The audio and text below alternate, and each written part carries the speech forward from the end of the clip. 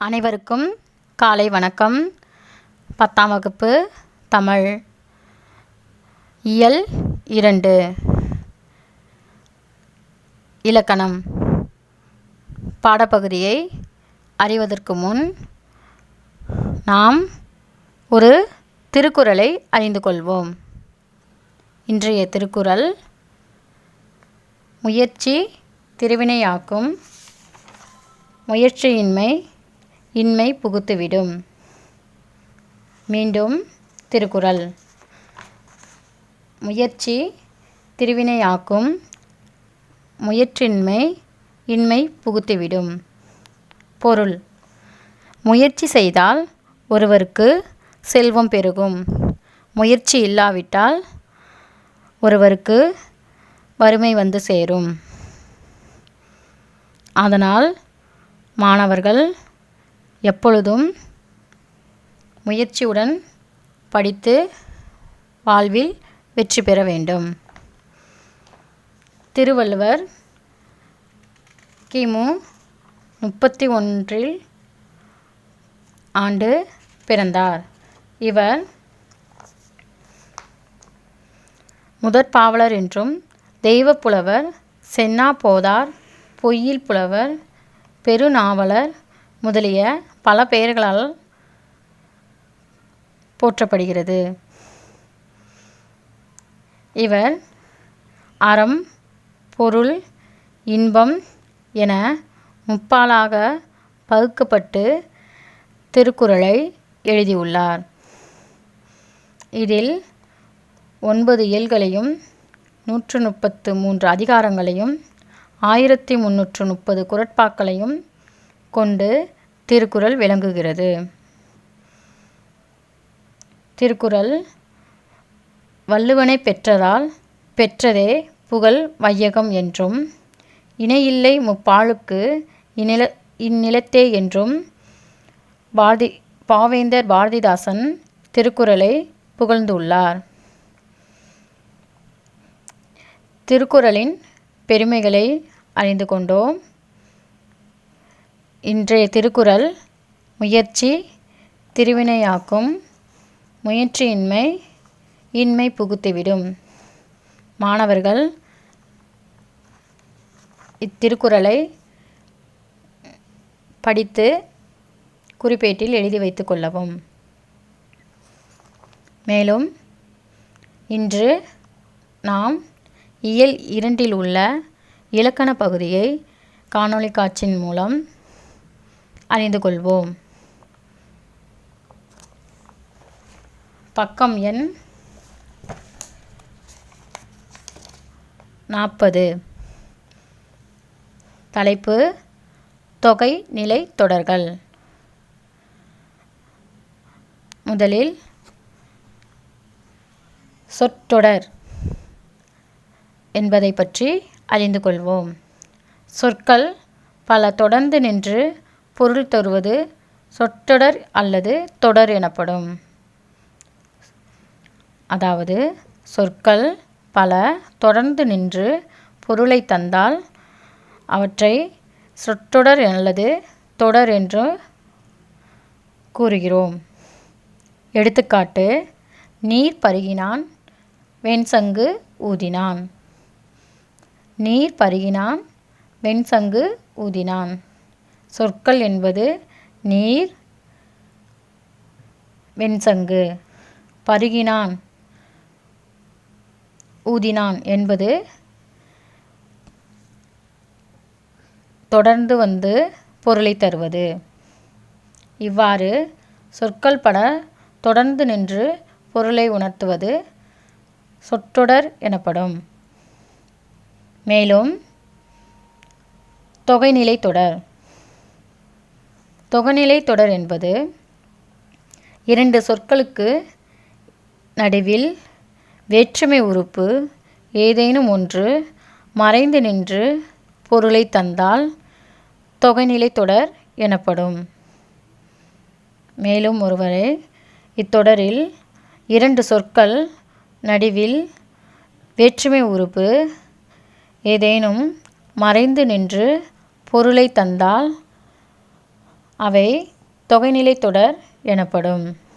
எடுத்துக்காட்டு: கரும்பு தின்றான். கரும்பு என்பது பெயர்ச்சொல். தின்றான் என்பது வினைச்சொல். அதாவது பெயர்ச்சொல்லோடு வினைச்சொல்லும் பெயர்ச்சொல்லின் சேரும்போது இடையில் கரும்பை தின்றான், கரும்பு தின்றான் என்பது கரும்பை தின்றான் என்று நாம் பொருள் கொள்ள வேண்டும். இதில் வேற்றுமை உறுப்பு ஐ என்னும் இரண்டாம் வேற்றுமை உறுப்பு மறைந்து வந்துள்ளது. கரும்பை தின்றான். மேலும் தொகைநிலை தொடர் 6 வகைப்படும். 1. வேற்றுமை தொகை, வினைத்தொகை, பண்புத்தொகை, உவமைத்தொகை, உம்மைத்தொகை, அன்மொழித்தொகை என்று 6 வகைப்படும். மாணவர்கள் இப்பதிவினை கவனித்து எழுதி வைத்து கொள்ளவும். இதில் முதலில் வேற்றுமை தொகையை பற்றி அறிந்து கொள்வோம். அதற்கு முன் வேற்றுமை உருபுகள் பற்றி நாம் சென்ற வகுப்பில் படித்துள்ளோம். அவை மீண்டும் ஒருமுறை நினைவில் கொள்க. வேற்றுமை உறுப்புகள் ஐ, ஆல், கு, இன், அது, கண் ஆகியவை வேற்றுமை உறுப்புகள். இதில் ஐ என்பது இரண்டாம் வேற்றுமை உறுப்பு, ஆல் மூன்றாம் வேற்றுமை, கு என்பது நான்காம் வேற்றுமை, இன் என்பது ஐந்தாம் வேற்றுமை, அது என்பது ஆறாம் வேற்றுமை, கண் என்பது ஏழாம் வேற்றுமை. முதல் வேற்றுமைக்கும் எட்டாம் வேற்றுமைக்கும் உருபுகள் இல்லை. இதனை நீங்கள் சென்ற வகுப்பில் இலக்கணம் பகுதியில் நாம் படித்துள்ளோம்.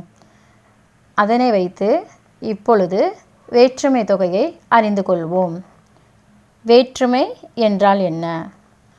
முதலில் வேற்றுமை என்பது இரு சொற்களுக்கு இடையில் வேற்றுமை உறுப்பு மறைந்து வந்து பொருளை உணர்த்துவது வேற்றுமை தொகை எனப்படும். எடுத்துக்காட்டு: மதுரை சென்றார். இதில் கூறப்பட்டுள்ள மதுரை சென்றார் என்பதை நாம் கூறும்போது மதுரைக்கு சென்றார் என்று பொருள் கொள்ள வேண்டும். இதில் மதுரைக்கு என்று சொல்லும்போது கு என்னும் நான்காம் வேற்றுமை உறுப்பு மறைந்து வந்துள்ளதால் இது வேற்றுமை தொகை எனப்படும். மேலும் வினைத்தொகை பற்றி அறிந்து கொள்வோம். மாணவர்கள் நன்கு கவனித்து கொள்ளவும். 3 காலங்கள் காட்டும்.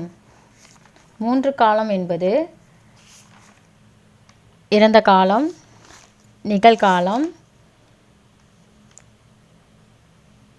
எதிர்காலம்.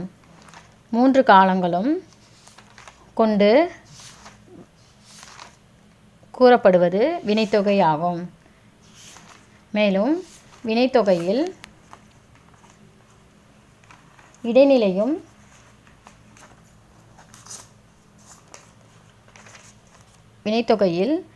இடைநிலையும் பெயரெச்ச விகுதியும் மறைந்து நின்று வினைப்பகுதியை தொடர்ந்து ஒரு பெயர் வந்து ஒரு சொல்லை போல் நடப்பது வினைத்தொகையாகும். எடுத்துக்காட்டு: வீசு தென்றல். அதனை 3 காலம் கொண்டு நாம் பொருள் கொள்ளலாம். அதாவது வீசுகின்ற தென்றல், வீசிய தென்றல், வீசும் தென்றல் என முக்காலத்திற்கும் பொருந்தும்படி அமைந்துள்ளது. இவ்வாறு அமைவது வினைத்தொகை எனப்படும். அதாவது பெயரெச்ச விகுதியும் 3 காலங்களும் மறைந்து நின்று சொல்லை உணர்த்துவது வினைத்தொகை ஆகும். மேலும் அடுத்து நாம் பண்புத்தொகையை பற்றி அறிந்து கொள்வோம். பண்பு என்பது நிறம், வடிவம், சுவை, அளவு முதலானவற்றை உணர்த்தும் பெயர்ச்சொல்லுக்கு இடையில் மை என்னும் பண்பு விகுதியும் ஆகிய, ஆன, என்ன என்னும் பண்பு உறுப்புகளும் மறைந்து வருவது பண்புத்தொகை எனப்படும். அதாவது நிறம், வடிவம், சுவை. எடுத்துக்காட்டு: செங்காந்தாள், செம்மையாகிய காந்தல் மலர் என்று பொருள். இதில் நிறம் கூறப்பட்டுள்ளது. வட்டத்தொட்டி, வட்டமான தொட்டி. இதில் வடிவம் கூறப்பட்டுள்ளது. இன்மொழி, இனிமையான மொழி. அதாவது தமிழ்மொழி மிகவும் இனிமையான மொழி என்று சுவையை கூறப்பட்டுள்ளது. இவ்வாறு பண்புத்தொகையில் சான்றுகள் கூறப்பட்டுள்ளது. பண்புத்தொகையில் மை விகுதி மறைந்து வந்து பொருளை தரும். இதற்கு பண்புத்தொகை எனப்படும். மேலும் மாணவர்கள் நன்கு கவனித்து எழுதி வைத்து கொள்ளவும். அடுத்து இரு பெயரொட்டு பண்புத்தொகை. அதாவது இரு பெயரொட்டு பண்புத்தொகை என்பது இரண்டு பெயர்கள், ஒன்று சிறப்பு பெயர், இரண்டு பொதுப்பெயர்.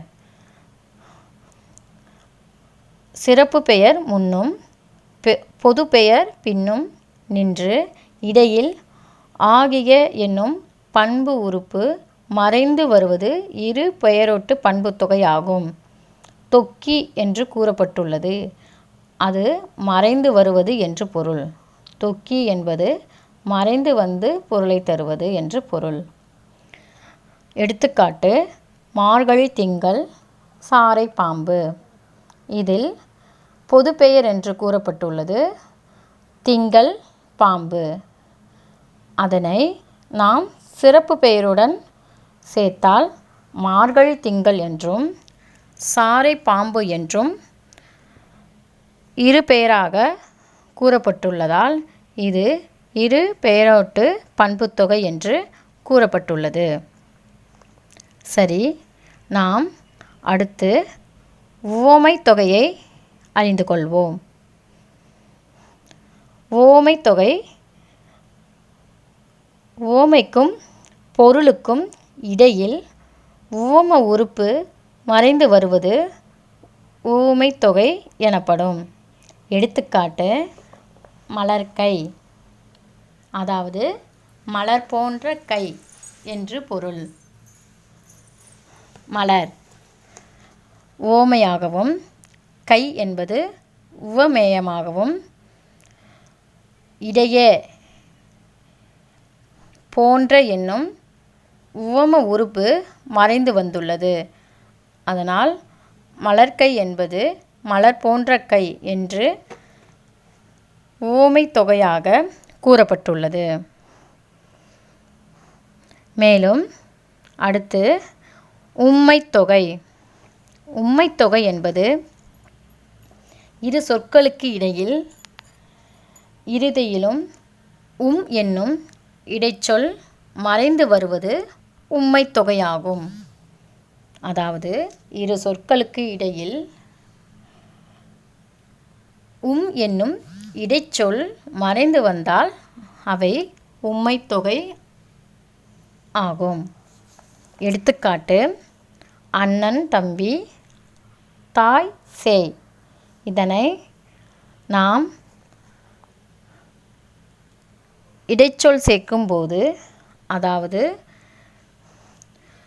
அண்ணனும் தம்பியும் என்னும் இடைச்சொல் சேரும்போது அண்ணன் தம்பி அண்ணனும் தம்பியும் என்று அறிந்து கொள்கிறோம்.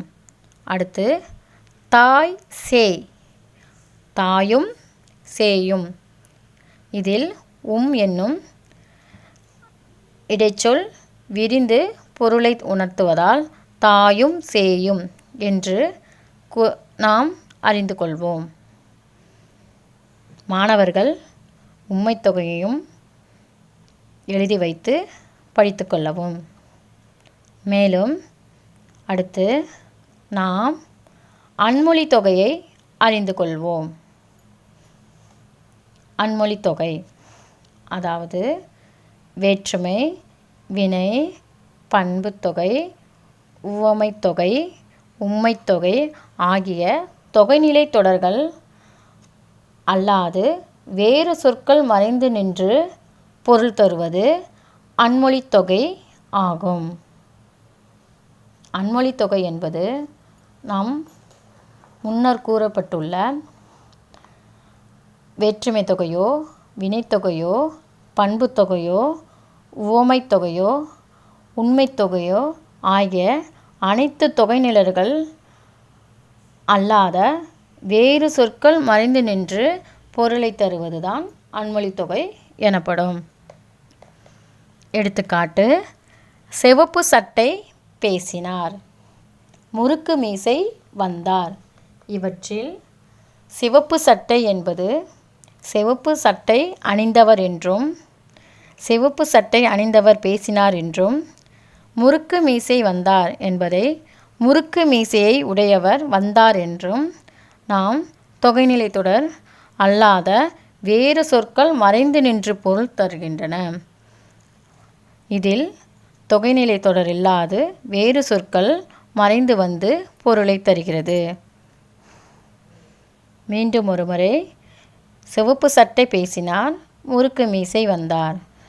அதனை நாம் சிவப்பு சட்டை அணிந்தவர் பேசினார் என்றும், முறுக்கு மீசையை உடையவர் வந்தார் என்றும் பொருள் கொள்ள வேண்டும். அவ்வாறு பொருள் கொண்டால் நமக்கு எளிதில் புரியும். இவ்வாறு தொகைநிலை தொடர்கள் நமக்கு வந்துள்ளது. மேலும் இதில் உருபும் பயனும் உடன் தொக்கத் தொகைகளும் அதனை பற்றியும் அறிந்து கொள்வோம். எடுத்துக்காட்டு: தேர்ப்பாகன். தேர்ப்பாகன் என்பது எடுத்துக்காட்டு.